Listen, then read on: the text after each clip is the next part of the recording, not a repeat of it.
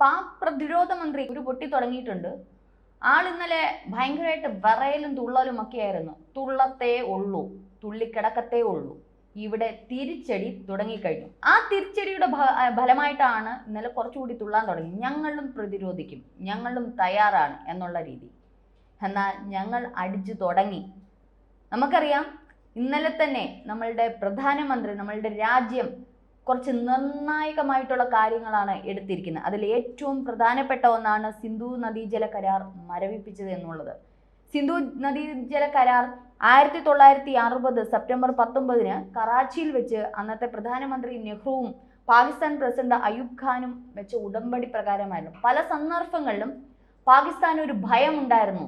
പല യുദ്ധങ്ങളുടെ ഇടയിലും ഈ കരാറ് റദ്ദാക്കുമോ, അത് നിർത്തലാക്കുമോ എന്നുള്ളൊരു ഭയം പലപ്പോഴും പാകിസ്ഥാൻ ഉണ്ടായിരുന്നു. അതുകൊണ്ട് തന്നെയാണ് അന്നൊരു ഉടമ്പടി ഉണ്ടായത്. എന്നാൽ അതിനുശേഷം നിരവധി യുദ്ധങ്ങൾ നടത്തി ഇന്ത്യ പലവിധ കാര്യങ്ങളും പ്രയോഗിച്ച് പല തിരിച്ചടികളും കൊടുത്തിട്ടും ഈ കരാർ മാത്രം ഇന്ത്യ ഒരിക്കലും അത് നിർത്തലാക്കുകയോ അത് മരവിപ്പിക്കുകയോ ചെയ്തിട്ടില്ലായിരുന്നു. എന്നാൽ പുൽവാമ പോലുള്ള ഭീകരാക്രമണം ഒക്കെ ഉണ്ടായപ്പോഴും ഇന്ത്യ അത് അവസാനത്തേക്ക് മാറ്റിവെച്ചേക്കുമായിരുന്നു. എന്നാൽ ഇന്നലെ തന്നെ നമ്മളുടെ രാജ്യം എടുത്ത നിർണായക തീരുമാനങ്ങൾ വളരെ പ്രധാനപ്പെട്ട ഒന്ന് തന്നെയാണ് സിന്ധു നദീജല കരാർ മരവിപ്പിക്കുക എന്നുള്ളത്. എന്തായാലും അതും മരവിപ്പിച്ച് വെച്ചേക്കുന്നു എന്നുള്ളത് മാത്രമേ ഉള്ളൂ, നിർത്തലാക്കിയിട്ടില്ല. അത് വെച്ചേക്കുവാണ്. പാകിസ്ഥാനിന്റെ പെഡലിക്കിട്ട് അടി കൊടുക്കാൻ തന്നെയാണ്.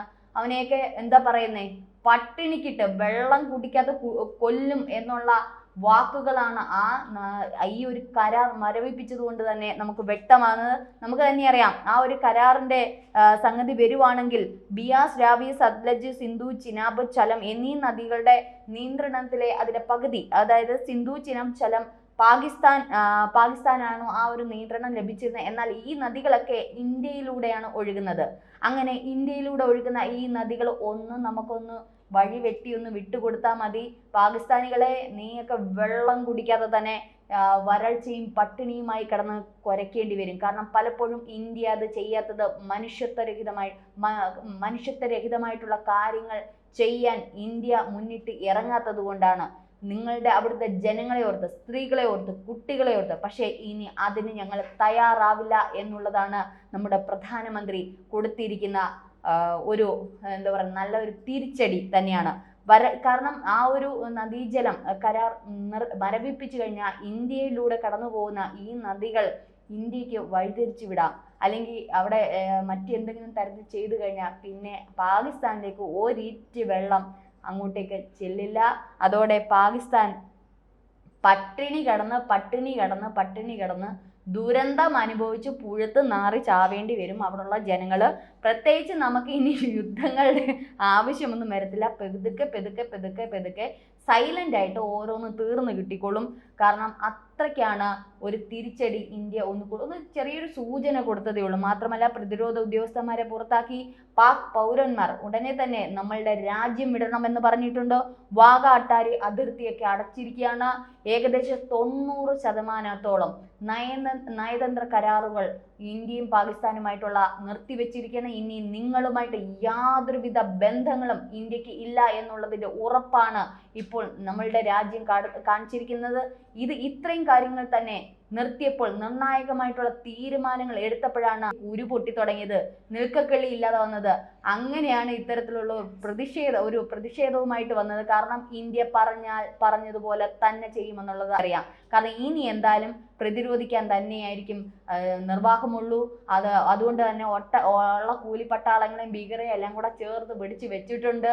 ഇന്ത്യക്കിട്ട് അടിക്കാൻ ഒന്നും സാധിക്കാൻ പറ്റില്ല. ഞങ്ങളെപ്പോലുള്ള കുറച്ച് ഇന്ത്യൻ സ്ത്രീകൾ ഇറങ്ങിയാൽ മതി ആസിഫെ. നിന്റെയൊക്കെ എടപ്പാട്, അതായത് അങ്ങേയറ്റം വരെ ചെന്ന് തീർക്കാൻ ഞങ്ങളെപ്പോലുള്ള കുറച്ച് സ്ത്രീകൾ മാത്രം മതി. ഇത്രയും കോടി ജനങ്ങൾ വരുന്ന നമ്മുടെ രാജ്യത്തെ തകർക്കുന്ന അവിടെയുള്ള ന്യൂനപക്ഷമൊന്നും ഒരു വിലയുമില്ല.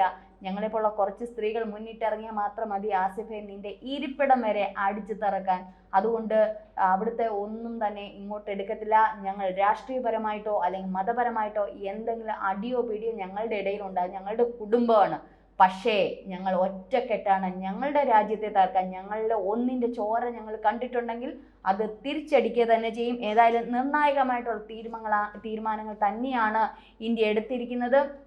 ഇനി യുദ്ധമെങ്കിൽ യുദ്ധം. എന്തായാലും ചിന്തിച്ച് ആലോചിച്ച് ഓരോ കാര്യങ്ങളുമാണ് നമ്മളുടെ രാജ്യം ചെയ്തുകൊണ്ടിരിക്കുന്നത്.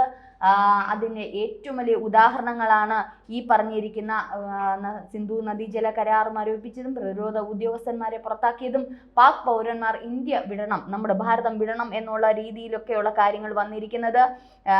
ഏത് തന്നെയാലും ഇന്നലെ ആക്രമണത്തിന്റെ ഉത്തരവാദിത്തം ദ റെസിസ്റ്റന്റ് ഫ്രണ്ടിലെ ലഷ്കർ ഇ തൊയ്ബ ഭീകരരാണ് എന്നുള്ളത് അവർ ഏറ്റെടുത്തു കഴിഞ്ഞു. അതിനൊപ്പം തന്നെ 5 പേര് ആരൊക്കെയാണ്, ഈ ഏതൊക്കെ വ്യക്തികളാണ് ഇവിടെ വന്ന് നമ്മളുടെ ആ ഒരു നരനായിട്ട് നടത്തിയ അവന്മാരുടെ ചിത്രം ഉൾപ്പെടെ അല്ലെങ്കിൽ അവർ ആരൊക്കെയാണെന്നുള്ളത് തെളിവായിട്ട് ഇപ്പോൾ വന്നിരിക്കുകയാണ്. ആസിഫ് ഫൗജി, സുലൈമാൻ ഷാ, അബൂ തൽഹ എന്നിവരെയാണ് തിരിച്ചറിഞ്ഞിരിക്കുന്നത്. മൂസ, യൂനസ്, ആസിഫ് എന്നീ പേരുകളിലാണ് ഇവര് ഇവിടെ വന്ന് ഇത്തരത്തിലുള്ള നരനായിട്ട് നടത്തിയത്. ഒപ്പം ആദിൽ തോക്കർ, ത്രാൽ സ്വദേശി ആസിഫ് എന്നിവരാണ് പ്രാദേശികമായിട്ടുള്ള ഭീകരർ. അതായത് ഇവര് 3 പേര് കാശ്മീരി സ്വദേശികളാണ്. ഇവര് അവിടെ പാകിസ്ഥാനിൽ പോയി ഇത്തരത്തിലുള്ള ഭീകര പ്രവർത്തനത്തിന്റെ ട്രെയിനിങ് ക്യാമ്പുകളിലൊക്കെ പങ്കെടുത്ത് ട്രെയിനിങ് ഒക്കെ കിട്ടി ഇന്ത്യക്കിട്ട് ചൂണ്ടാൻ വേണ്ടി വന്ന ഈ 3 എണ്ണം. എന്തായാലും ഇത്ര എണ്ണത്തിന് മൊത്തത്തിൽ ആരാണെന്നുള്ള തെളിവ് സഹിതം പിടിച്ചിട്ടുണ്ട്.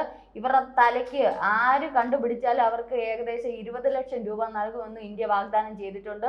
വനപ്രദേശങ്ങളിൽ ഇവന്മാർ കടന്നു കയറിയിട്ടുണ്ട് എന്നുള്ള രീതിയിലുള്ള വാർത്തകളും നമുക്ക് കിട്ടിയിട്ടുണ്ട്. അങ്ങനെയാണെങ്കിൽ ഇന്ത്യൻ സൈന്യം ഒന്നടങ്കം ഇവന്മാരെ ചൂണ്ടാൻ തന്നെ പോയിരിക്കുകയാണ്. ഇനി എന്തായാലും അതിർത്തിയിൽ ഒരു കാര്യവും പാകിസ്ഥാന്റെ ഒരു വേലകളും ഇനി നടക്കാത്ത രീതിയിൽ ഇന്ത്യ അത്രയ്ക്കും പ്രതിരോധം ശക്തമാക്കിയിട്ടുണ്ട്. ഇനി യുദ്ധം എന്നുള്ള രീതിയിലാണെങ്കിൽ അത്തരത്തിൽ തന്നെ ഇന്ത്യ പോവുക തന്നെ ചെയ്യും. അതിന് വേണ്ടുന്ന സന്നാഹങ്ങളും ഇന്ത്യൻ സൈന്യത്തോട് കരുതിയിരിക്കാനും ഏത് സമയം യുദ്ധം നമുക്ക് ചെയ്യണമെന്നുള്ള തരത്തിൽ മോദി ഇപ്പോൾ പറഞ്ഞിരിക്കുകയാണ്. ഇന്ത്യൻ സൈന്യം അതിന് സജ്ജമായി കഴിഞ്ഞിരിക്കുന്നു. ഏത് നിമിഷം അവൻ്റെയൊക്കെ മണ്ണിലേക്ക് ഇറങ്ങിച്ചെന്ന് അവൻ്റെയൊക്കെ കൂടാരം തകർക്കത്തക്ക രീതിയിൽ നമ്മുടെ ധീര ജവാന്മാർ റെഡിയായി കഴിഞ്ഞിരിക്കുകയാണ്. അതുകൊണ്ട് പടക്കോപ്പുകളൊന്നും കുറച്ച് AK-47 കൊണ്ടുവന്ന് ചൂണ്ടിക്കാണിച്ചിട്ടൊന്നും കാര്യമല്ല. നമുക്ക് നമ്മുടെ പ്രതിരോധം, നമ്മുടെ വ്യോമസേനയാണെങ്കിലും നമ്മുടെ കരസേനയാണെങ്കിലും നമ്മുടെ നാവികസേനയാണെങ്കിലും വെല്ലാൻ ഒരു പക്ഷേ ഒരു രാജ്യത്തിനും സാധിക്കില്ല. അത് നമ്മളുടെ മാത്രമായിട്ടുള്ള ചില സ്വകാര്യ സമ്പാദ്യങ്ങളാണ്. അത് ഇവന്മാർക്കറിയാം. ചൈനയുമായിട്ട് ഇപ്പോൾ ഏകദേശം ഇന്ത്യ ഒരു സൗഹൃദത്തിൽ തന്നെ ഇരിക്കുകയാണ്. അതുകൊണ്ട് ചൈനയൊന്നും പാകിസ്ഥാനെ നിന്നോടൊപ്പം ഒന്നും നിൽക്കത്തില്ല.